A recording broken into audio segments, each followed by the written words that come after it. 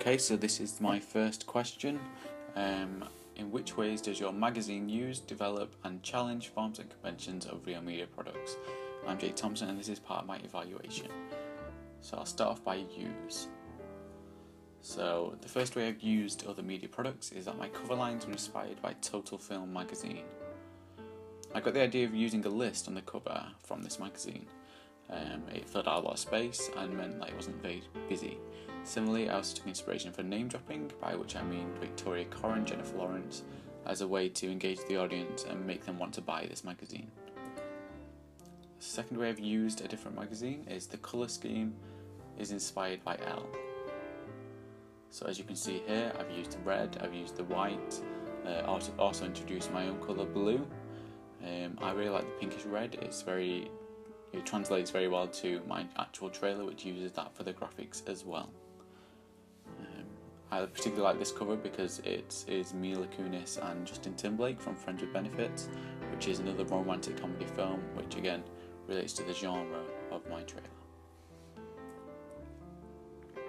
Third point, I've conformed to codes and conventions in typical magazines, things you'd find in typical magazines. So this includes things such as the price of the magazine, issue number, barcode, publication date, website link and cover image.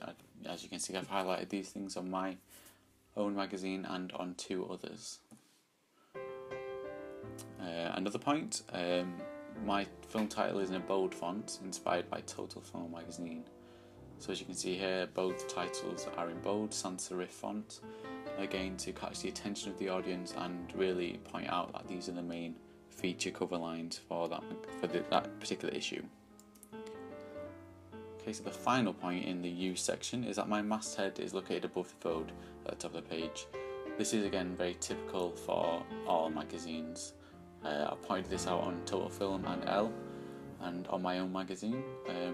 It's more like the Elle magazine in that it's not very busy, there's not too much surrounding it, unlike the Total Film example. Okay, so let's move on to develop. So the first point in develop is that my magazine was inspired by the Anchorman 2 issue of Total Film for the layout. So as you can see, I have challenged this layout. I have moved the feature line to the bottom of the page. This was to allow my cover image to show through more. I think it is very important to highlight the main actors in the film. Also grabs the audience's attention. Just like Total Film though, cover lines surrounding the image, masthead at the top, barcode, etc, etc. Second point, instead of using a plain white background like Total Film, I have used light blue. This is a very small development, but I think it makes the poster a little bit more bright. You probably see better on a magazine shelf. Although I do like the simplistic style of Total Film, I do like this striped blue background. Another point, I've similar number of cover lines as Total Film, but I presented them differently. By differently I mean it's a lot more simplistic. As you can see, I have used the list from the Total Film magazine at the bottom, presented it a little bit differently, a little bit smaller, less items, not too much description beneath the cover lines, which I thought was important to keep it simplistic and not busy, as a lot of magazines, especially film magazines, are. Okay, so the final point in develop is that my cover image is inspired by Total Film, but I have developed the style and the shot type. So as you'll see, unlike the medium long shot used by Total Film, I have opted for a medium close-up of my actors. I feel this is more intimate, more representative of the romantic comedy genre, and it relates to my film more. Okay, so let's move on to challenge. So the first way in which I've challenged typical media conventions is that I've used a colour not usually associated with rom-com film magazines. So this colour is blue.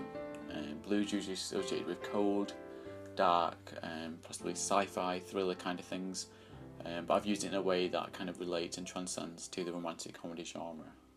As you can see, it's very different to Elle magazine, which is very natural colours, greens, reds and whites.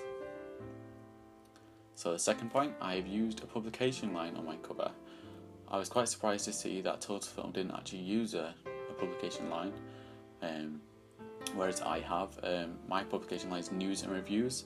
I recently found out it's very similar to Empire Film Magazine, its own publication line for the online content, which is news reviews, movie news reviews, and online interviews, which is very catchy. So another point, I have positioned my barcode differently. It's quite a minor challenge, but I was inspired by GQ. I like the layout. I think it's a little bit interesting, and also it works really well in my particular layout of the magazine. It slides quite nicely next to the feature cover line. So another point, I've included star rating on the cover and included one of the cast members' names. So this is playing on the assumed knowledge that the audience of this particular magazine will have heard of one of my leading actors, Megan Ormiston. I've also chosen to include a star rating to immediately engage and grab the audience's attention and make them want to read about this new film. So the final point is that my cover image has been manipulated to represent the narrative. So unlike a lot of film magazines where they just put the lead girl or the final girl in this case, I decided to put 3 of my main actors on to represent the narrative of the story of my trailer. So the facial expressions show different relationships, a lot of symbolism in there. It's very bright, it's very airy, typical of a romantic comedy film. And that is everything for my magazine.